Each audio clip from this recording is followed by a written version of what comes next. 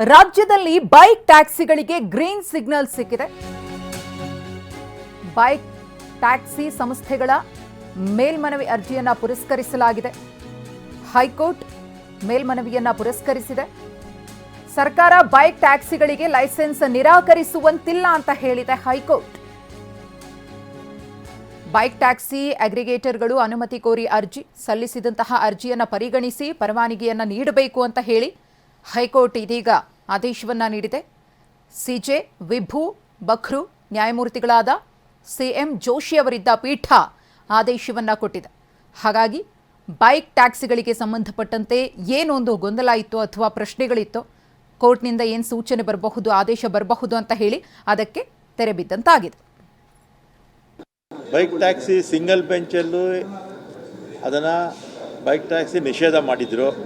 ಆಮೇಲೆ double ಬೆಂಚಲ್ಲಿ single bench ಏನು judgment ಕೊಟ್ಟಿದ್ದಾರೆ ಅದನ್ನು ಸ್ಕ್ವಾಶ್ ಮಾಡಿದ್ದಾರೆ. ಮತ್ತು ರಿಟ್ ಅಪೀಲು ಅಲೋ ಮಾಡಿದ್ದಾರೆ. ಜಡ್ಜ್ಮೆಂಟ್ ಕಾಪಿ ಬರಲಿ, ಬಂದಮೇಲೆ ಆಮೇಲೆ ಮಿಕ್ಕಿದ್ದು ನಿಮ್ಮ ಹತ್ರ ಮಾತಾಡ್ತೀನಿ. ಅವ್ರ ಜಡ್ಜ್ಮೆಂಟ್ ಏನು ಕೊಟ್ಟಿದ್ದಾರೆ ಅದನ್ನು ನೋಡ್ಕೊಂಡು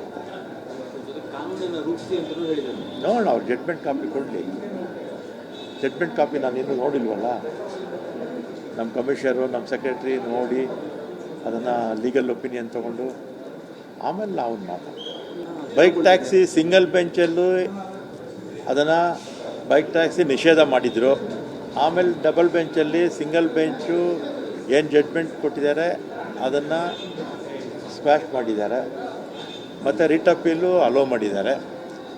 ಜಡ್ಜ್ಮೆಂಟ್ ಕಾಪಿ ಬರಲಿ, ಬಂದಮೇಲೆ ಆಮೇಲೆ ಮಿಕ್ಕಿದ್ದು ನಿಮ್ಮ ಹತ್ರ ಮಾತಾಡ್ತೀನಿ.